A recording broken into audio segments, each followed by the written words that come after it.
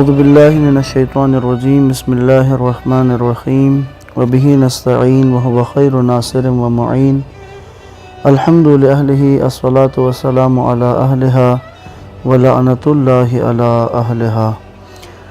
السلام علیک یا ابا عبداللہ وعلی الارواح التي حلت بفنائک، علیک منی سلام اللہ ابدا ما بقیت وبقی اللیل والنہار، ولا جعلہ اللہ آخر العہد منی لزیارتکم۔ السلام علی الحسین وعلی علی ابن الحسین وعلی اولاد الحسین وعلی اصحاب الحسین الذین بدلوا مہجہم دون الحسین علیہ الصلاۃ والسلام۔ السلام علیکم ورحمۃ اللہ وبرکاتہ۔ واقعہ کربلا سیریز کی آج 28ویں قسط۔ کل ہم نے شب عاشور میں امام حسین علیہ الصلاۃ والسلام نے جب چراغ بجھایا اور بیعت اٹھا کر جانے کے لیے کہا تو کوئی بھی امام کی اس محفل سے اٹھ کر نہیں گیا۔ جب دوبارہ چراغ روشن کیا گیا سب موجود تھے۔ اس کے بعد بالترتیب پہلے بنی ہاشم کے جوانوں نے، سب سے پہلے حضرت عباس علمدار علیہ السلام نے اپنے تاثرات کا، اپنے خیالات، اپنے جذبات کا اظہار کیا۔ جب بنی ہاشم نے اپنے جذبات کا اظہار کیا تو اس کے بعد اصحاب کربلا کی باری آئی۔ تو اصحاب کربلا میں سب سے پہلے جناب مسلم ابن اوسجہ کھڑے ہو گئے۔ جناب مسلم ابن اوسجہ اصحاب رسول میں سے ہیں، رسول خدا کے صحابیوں میں سے ہیں۔ کربلا میں امام حسین کے ساتھ موجود تھے، کوفہ کے باشندے تھے اور امام کی نصرت کے لیے کربلا میں امام کے ساتھ موجود تھے۔ جناب مسلم ابن اوسجہ نے کھڑے ہو کر کہا کہ اے ہمارے مولا، ہم آپ کی نصرت سے کیوں کر دستبردار ہو سکتے ہیں؟ اگر ہم نے آپ کو چھوڑ دیا تو ایسی صورت میں ہم اللہ کے ہاں کیا جواب دیں گے؟ اپنے اللہ کی بارگاہ میں ہم کیا عذر پیش کریں گے؟ اے مولا حسین، خدا کی قسم میں آپ سے ہرگز جدا نہیں ہوں گا، یہاں تک کہ میں اپنا نیزہ دشمن کے سینے میں گاڑ دوں گا۔ اگر یعنی جب کہتے ہیں جب میرا نیزہ دشمن کے سینے میں گاڑ دوں گا، پھر اپنی تلوار کے ساتھ دشمن سے جنگ کر لوں گا۔ پھر فرماتے ہیں اگر میرے پاس کوئی ہتھیار نہ بھی ہو تو میں پھر مٹی اور پتھروں اور مٹی کے ڈھیلوں کے ساتھ ان سے لڑوں گا، یہاں تک کہ میں آپ کے ساتھ آپ کے ہمراہ درجہ شہادت پر فائز ہو جاؤں گا۔ یہ اظہار کیا جناب مسلم ابن اوسجہ نے۔ ان کے بعد ایک اور صحابی ہیں جن کا نام سعد ابن عبداللہ ہے، انہوں نے اپنی بات شروع کی اور اس انداز سے اپنی جذبات کا اظہار کیا۔ کہا کہ اے مولا، خدا کی قسم ہم آپ کی مدد و نصرت سے ہرگز ہاتھ نہیں اٹھائیں گے، اس لیے کہ ہم اللہ کی بارگاہ میں ثابت کرنا چاہتے ہیں کہ ہم نے آپ کے بارے میں رسول خدا صلی اللہ علیہ وآلہ وسلم کے حق کی پاسداری کی ہے۔ خدا گواہ ہے کہ اگر مجھے معلوم ہو جائے کہ میں 70 مرتبہ مارا جاؤں گا، اس حال میں کہ میرے بدن کو جلا کر خاکستر کیا جائے گا، پھر دوبارہ زندہ کیا جاؤں گا، تو بھی آپ کی نصرت سے باز نہیں آؤں گا۔ ہر بار زندہ ہونے کے بعد آپ کی مدد کو دوڑوں گا، جبکہ میں جانتا ہوں کہ موت صرف ایک بار ہی آئے گی، اس کے بعد خدا کی بے انتہا نعمتیں ہیں۔ یہ اظہار تھا اصحاب امام حسین علیہ السلام کا کہ مولا اگر یہ تو ایک دفعہ کی زندگی ہے، اگر 70 دفعہ بھی یہ زندگی ملنے والی ہو اور اس کا انداز یہ ہو کہ مجھے مار دیا جائے، پھر جلا کر خاکستر کر دیا جائے، دوبارہ زندہ کر دیا جائے، پھر بھی مولا حسین کا ساتھ دوں گا، جبکہ معلوم ہوگا کہ دوبارہ جلایا جائے گا، مارا جائے گا۔ ان کے بعد جناب زہیر ابن قین کھڑے ہو گئے۔ زہیر ابن قین کے بارے میں نے اسی سیریز میں ان کے کردار کو بیان کیا ہے۔ امام کی دعوت پر امام کے ساتھ شامل ہو گئے تھے۔ جناب زہیر ابن قین کھڑے ہو کر کہتے ہیں اے فرزند رسول خدا صلی اللہ علیہ وآلہ وسلم، میں چاہتا ہوں کہ میں 1000 بار قتل کیا جاؤں، پھر زندہ کیا جاؤں، پھر قتل کیا جاؤں، پھر زندہ کیے جانے کے بعد میری یہی آرزو ہوگی کہ میری اس موت سے آپ کی یا جوانان بنی ہاشم میں سے کسی جوان کے جان بچ جائے تو مجھے اس سے بڑھ کر کوئی اور خوشی کیا ہوگی۔ اسی طرح اصحاب میں سے بعض اور نے بھی امام علیہ السلام کے ساتھ اپنی محبت کا، اپنی عقیدت کا اظہار کیا، اور یہ ایک ایسا انداز تھا اصحاب کربلا کا کہ ان باوفا، شجاع، با ایمان، صاحب کردار جوانوں کا، بزرگوں کا، کہ جنہوں نے واقعی تاریخ رقم کر دی حسین ابن علی کی نصرت میں۔ امام حسین علیہ السلام کے اصحاب واقعی رہتی دنیا تک کی تاریخ میں، تاریخ بشریت میں ایسے اصحاب کہ جنہوں نے وفا نبھائی۔ امام حسین علیہ السلام نے اپنے اصحاب کے بارے میں فرمایا کہ جیسے اصحاب مجھے ملے ہیں، جیسے ساتھی مجھے ملے ہیں، جیسے اہل بیت مجھے ملے ہیں، ایسے کسی کے پاس اسی کو نہیں ملے۔ شب عاشور کے واقعات میں سے ایک اور واقعہ جو بیان ہوتا ہے وہ امام حسین علیہ السلام کے ایک صحابی ہیں، جناب محمد ابن بشیر حضرمی۔ تو ان کا ایک نام تو یہ ذکر ہوا ہے، بعض جگہوں پر ان کا نام بشر لکھا ہوا ہے۔ تو جناب بشر کو خبر ملی کہ بشر ابن عمر ان کا نام تھا، بشر ابن عمر کو یہ خبر دی گئی کہ ان کا ایک فرزند تھا عثمان ابن بشر، وہ کسی محاذ پہ تھا رے کی سرحد پر، تو اسے گرفتار کر لیا گیا ہے۔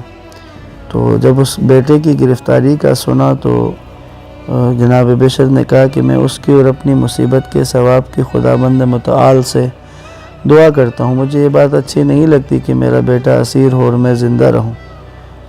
تو جب اس طرح کے اظہارات کیے، امام علیہ السلام نے جناب بشر کی ان باتوں کو سن کر آپ نے ارشاد فرمایا کہ خدا تمہاری مغفرت فرمائے، میں نے تم سے اپنی بیعت اٹھا لی ہے، لہٰذا تم جاؤ اور اپنے بیٹے کی رہائی کی کوشش کرو۔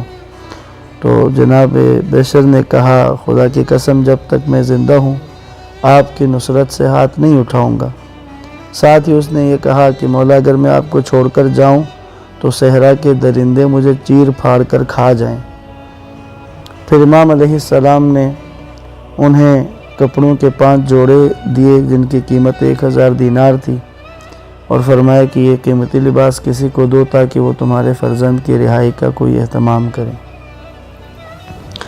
ان اظہارات کے بعد جب تو امام حسین علیہ السلام نے پھر یہاں پر بشارت دی سب کو کہ آپ نے اپنے اصحاب کو، بنی ہاشم کو بشارت دی کہ کل روز شہادت ہے، روز عاشور۔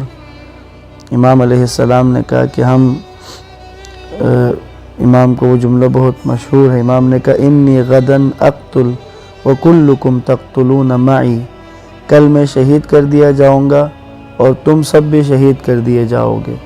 ولا يبقى منكم احد حتى القاسم وعبد اللہ رضی، کہ کہا کہ حتیٰ کہ ہمارے بچے بھی نہیں رہیں گے، ان کو اس دنیا سے یعنی شہید کیا جائے گا۔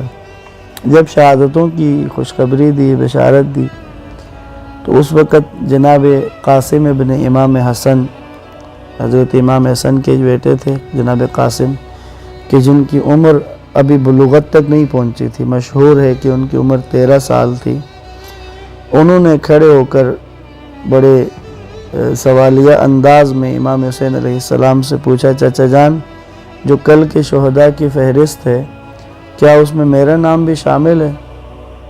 تو امام علیہ السلام نے بجائے اس کے کہ قاسم کی بات کا مثبت یا منفی جواب دیں، امام علیہ السلام نے ایک ایسا سوال کیا جناب قاسم سے کہ جس سے اہل بیت کے گھرانے کی تربیت اور اہل بیت کے گھرانے کے بچوں کی سطح فکر کا اندازہ ہوتا ہے۔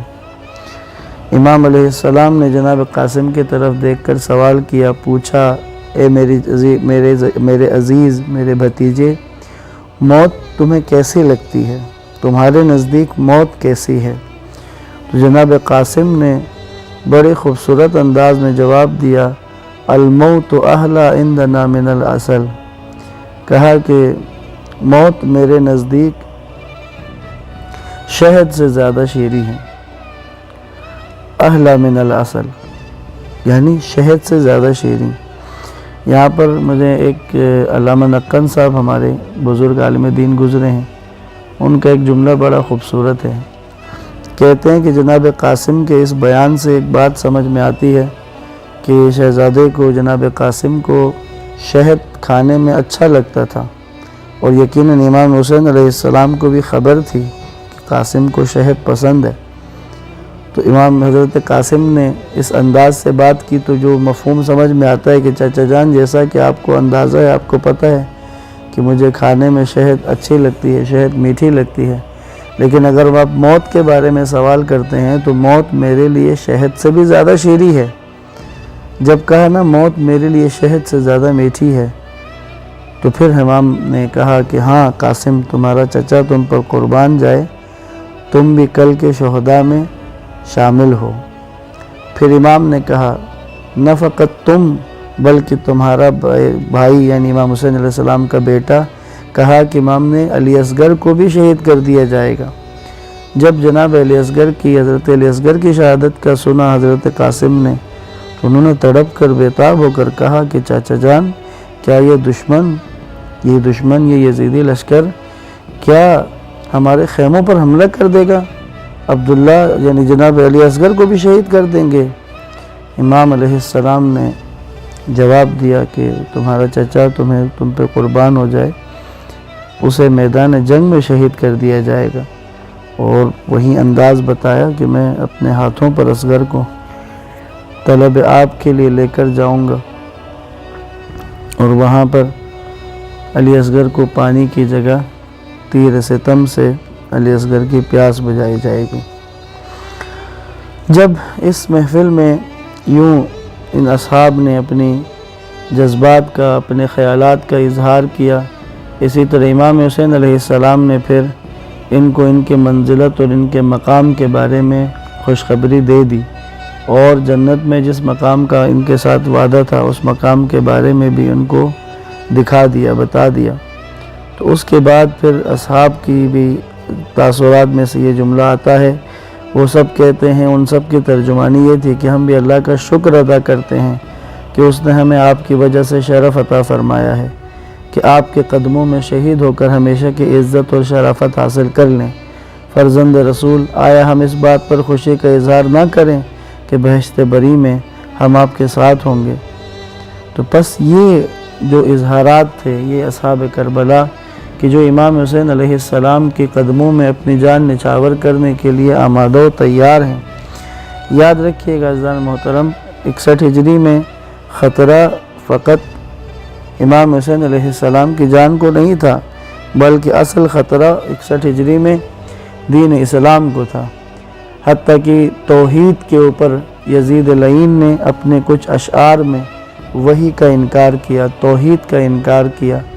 ایسا انکار تھا کہ امام حسین علیہ السلام نے اپنے قیام کے ذریعے، اپنی قربانی کے ذریعے، اپنا خون بہا کر، اپنا سر کٹا کر اسلام کا بیمہ کر دیا۔ اسلام حقیقی، آج اگر دنیا میں ہمیں اسلام کا حقیقی چہرہ نظر آتا ہے تو وہ حقیقی چہرہ اس کو باقی رکھنے میں مولا حسین علیہ السلام اور آپ کے انصار کی قربانی ہے۔ اس قربانی نے اسلام کو تا قیام قیامت کے لیے قائم و دائم کر دیا۔ اسی لیے رسول خدا کی وہ مشہور حدیث کہ جو طرفین کی کتابوں میں نقل ہے کہ حسین منی و انا من الحسین، حسین مجھ سے ہے، میں حسین سے ہوں، یعنی 61 ہجری تک تو بات سمجھ آتی ہے کہ حسین مجھ سے ہے، کیونکہ حسین رسول خدا کے نواسے ہیں۔ کہا میں حسین سے ہوں، یعنی دین محمد مصطفیٰ قیامت تک کے لیے جس کا بیمہ جو باقی ہے وہ امام حسین علیہ السلام کی قربانی اور آپ کے اصحاب و انصار کی جافشانی اور وفاداری اور آپ کے قدموں میں اپنی جان قربان کرنے کا صلہ ہے۔ یہاں آج کی بات تمام کرتے ہیں انشاءاللہ۔ شب عاشور کے بارے میں کچھ باتیں بھی باقی ہیں جو کل کی گفتگو میں آپ سے عرض کریں گے۔ والسلام علیکم ورحمۃ اللہ وبرکاتہ۔